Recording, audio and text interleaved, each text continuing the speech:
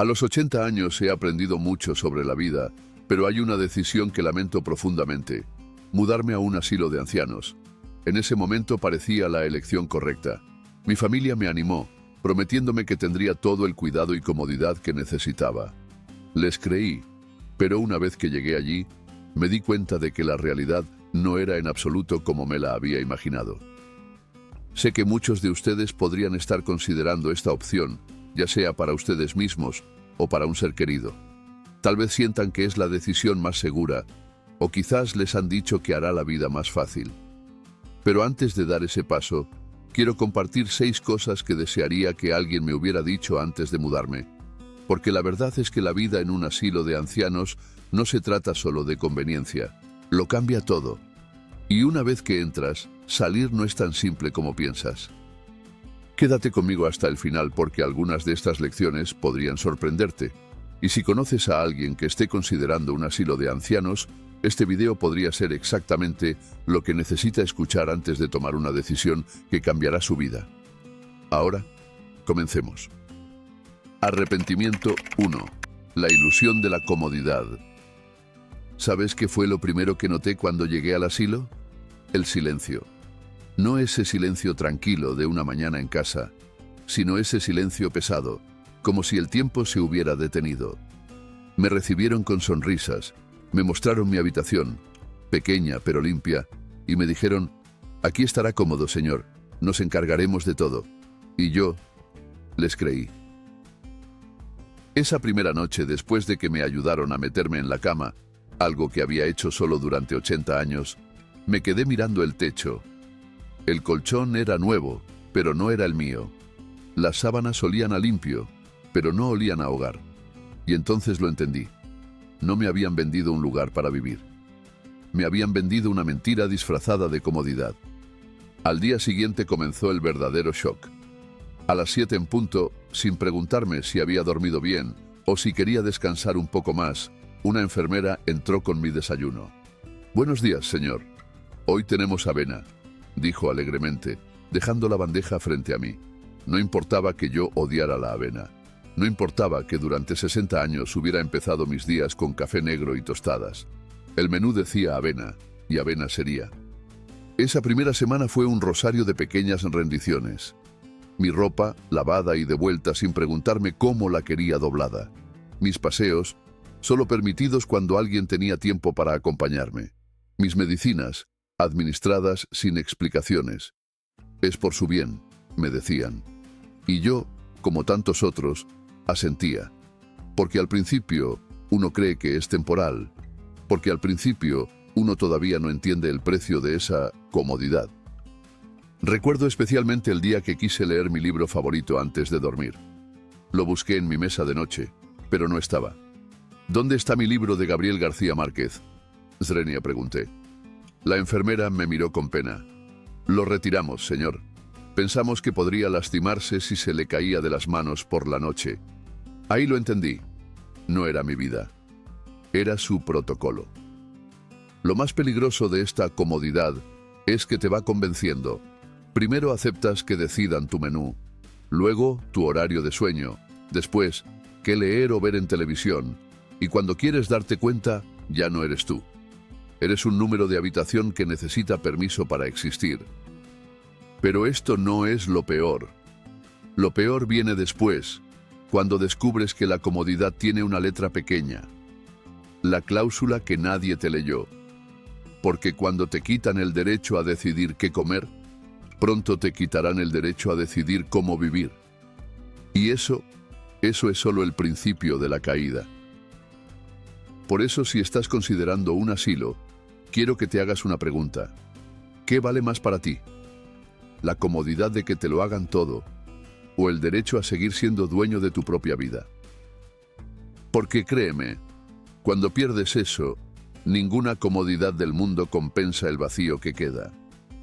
Pero esto era solo el primer arrepentimiento. Porque lo que viene después es cuando realmente entendí lo que significa perder tu libertad. Arrepentimiento 2. El día que perdí mi independencia. Fue un martes. Lo recuerdo porque ese día me di cuenta de que los martes ya no significaban nada para mí. Antes, los martes eran el día del mercado, de escoger mis propias frutas, de charlar con don José el frutero. Pero ese martes en particular, mientras esperaba que vinieran a ayudarme a levantarme de la cama, entendí que había cruzado una línea invisible. Ya no era un señor independiente, era un residente. Todo comenzó con algo aparentemente pequeño, las llaves. El día que entregué las llaves de mi casa a mi hija, sentí un escalofrío. «Es solo por seguridad, papá», me dijo. Pero esas llaves no eran solo metal. Eran mi derecho a entrar y salir cuando quisiera. Eran la posibilidad de decidir si hoy quería salir al jardín o quedarme leyendo. Eran mi vida. En el asilo, las decisiones más básicas se convierten en privilegios. ¿Quieres levantarte temprano? Depende del turno de las enfermeras. ¿Prefieres bañarte por la noche? Lo siento, las duchas son por la mañana. Hasta ir al baño requiere planificación.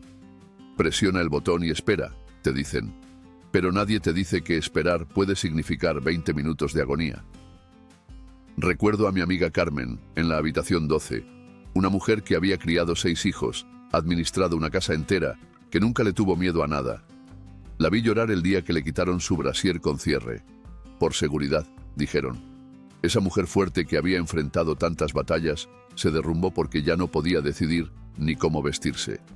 Y así, poco a poco, te vas convirtiendo en un fantasma de quien fuiste. Tus manos, que antes cocinaban para tu familia, ahora esperan que les den la comida cortada en trozos pequeños. Tus piernas, que te llevaron por tantos caminos, aprenden a moverse al ritmo lento de los pasillos del asilo. Tu mente, siempre ágil, comienza a aceptar que ya no necesita pensar, solo obedecer. Pero lo más cruel es la forma en que te lo venden. No se preocupe, nosotros nos encargamos. Y al principio, agradeces no tener que preocuparte por las facturas, por la limpieza, por la comida. Hasta que un día te das cuenta. No es que te hayan quitado las preocupaciones, te han quitado tu lugar en el mundo. Hay un momento exacto en que lo entiendes todo. Para mí fue cuando intenté ayudar a tender mi cama. «No, señor, déjeme a mí», dijo la enfermera con impaciencia. Y ahí lo vi claro. Cuando no te dejan ni hacer tu propia cama, ¿qué te queda? Si estás pensando en un asilo, mira tus manos ahora mismo. Esas manos que han trabajado, que han acariciado, que han construido una vida. ¿Estás realmente preparado para que esas manos dejen de ser útiles? Porque créeme, cuando otros empiezan a hacer todo por ti, dejas de ser tú. Te conviertes en un mueble más de la habitación. Pero esto no era más que el segundo nivel de esta realidad. Porque después de perder tu independencia, viene el golpe más doloroso de todos. Arrepentimiento 3. El teléfono que dejé de usar. Había un teléfono en mi mesita de noche. Un teléfono rojo, con números grandes que mis nietos me habían regalado para que nunca dejara de llamarlos. Durante los primeros meses, ese teléfono sonaba casi a diario. Después, empezó a juntar polvo. Al principio, todos prometen visitas constantes. «Vendré todos los domingos», dice tu hija. «Te llevaré a pasear los miércoles», promete tu hijo. Y al comienzo, lo cumplen. Pero la vida afuera sigue su curso. Los nietos tienen partidos de fútbol, tus hijos tienen reuniones de trabajo, el tráfico está pesado. Y un día, sin que nadie lo decida, las visitas se espacian. Yo lo noté en los calendarios. Antes, mi hija me traía uno cada enero y juntos marcábamos las fechas importantes, cumpleaños, citas médicas, sus visitas. El último año, el calendario permaneció vacío casi todo el mes. «Es que estamos muy ocupados, papá», me decían por teléfono. Y yo entendía, claro que entendía. Pero el corazón no entiende de excusas. Lo peor eran las fiestas. Navidad, Año Nuevo, mi cumpleaños. Todos prometían venir. Este año sin falta, jurábamos. Pero luego surgía un viaje, una emergencia, cualquier cosa. Y terminaba compartiendo el pavo con otros residentes cuyas familias tampoco habían venido. Todos fingiendo que no nos importaba. Conocí al señor Ramírez en una de esas navidades solitarias. Un hombre que había sido ingeniero, que había construido puentes importantes. Me contó que su hijo vivía a solo 15 minutos del asilo. Pero tiene una vida muy ocupada, me dijo, mientras intentábamos no mirar la puerta por 10ª vez esa tarde. Llegó un punto en que dejé de llamar. No quería ser una carga. No quería escuchar ese tono de fastidio cuando decían, ¿otra vez, papá? Así que el teléfono rojo se quedó callado, y con él se cayó una parte de mí. Hay una soledad particular que solo conocen los que viven en asilos. No es la soledad de quien está solo, sino la de quien ha sido olvidado. Es mirar el teléfono durante horas sabiendo que no va a sonar. Es ver cómo las otras residentes corren hacia la entrada cuando escuchan un coche, solo para volver a sus sillas con los hombros caídos cuando no era su visita. Si estás considerando un asilo, mira tu teléfono ahora. Mira esas conversaciones recientes, esos mensajes de tus seres queridos. ¿Estás preparado para que esa lista se haga cada vez más pequeña? ¿Para que tus días se midan no por horas, sino por las veces que alguien se acuerda de llamarte? Porque te lo digo claro, cuando te vuelves invisible para el mundo, empiezas a desaparecer. Y lo que viene después es cuando el cuerpo empieza a creer lo que el corazón ya sabe. Arrepentimiento 4. Cuando el tiempo dejó de ser mío. Antes, los días tenían sabor. Los lunes olían a café recién molido y a ropa limpia. Los viernes sabían a sopa de pollo y a la emoción de que mis nietos vendrían a visitar. Pero en el asilo, los días son todos iguales.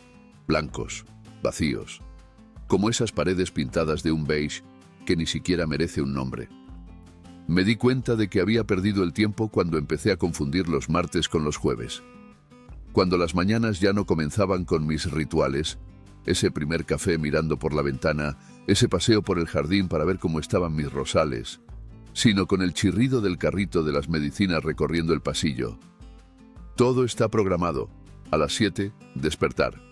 A las 7:30, aseo. A las 8, desayuno. A las 10 en punto, terapia ocupacional, que consiste en apilar aros de colores como si volviera a tener 3 años. Almuerzo a las 12:30, siesta obligatoria a las 14 horas, cena a las 18 horas y a las 21 horas, hora de dormir. Como si fuéramos niños mal portados. Conocí a la señora Esther, una profesora jubilada de 85 años. Me contó que en sus clases, el reloj nunca le dictaba cuándo terminar una explicación. Si los estudiantes necesitaban más tiempo, lo tomábamos, decía. Ahora tenía 15 minutos exactos para comer antes de que le retiraran la bandeja. 15 minutos que a veces no eran suficientes para sus manos temblorosas. Lo más cruel es cómo te roban los pequeños placeres. ¿Quieres dormir hasta tarde un día frío? Demasiado mal. Hay que levantarse para la toma de signos vitales. ¿Prefieres leer hasta tarde en la noche? Imposible. A las 9 apagan las luces del pasillo. Hasta tus necesidades biológicas tienen que adaptarse a su horario. Y así, sin darte cuenta, dejas de ser una persona con gustos, preferencias y costumbres.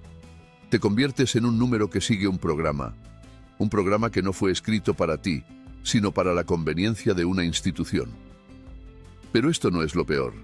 Lo peor es lo que le hace esto a tu mente. Cuando dejas de decidir cómo pasar tus días, cuando dejas de tener cosas que esperar, cuando cada jornada es idéntica a la anterior, algo dentro de ti comienza a apagarse. Hay una razón por la que llaman a esto hogares de reposo, porque es donde van las personas a reposar, hasta dejar de existir. Si estás considerando un asilo, mira tu reloj ahora mismo. Esas manecillas que marcan tus ritmos, tus decisiones, tu vida. ¿Estás dispuesto a entregarlas? Porque una vez lo hagas, no las recuperarás.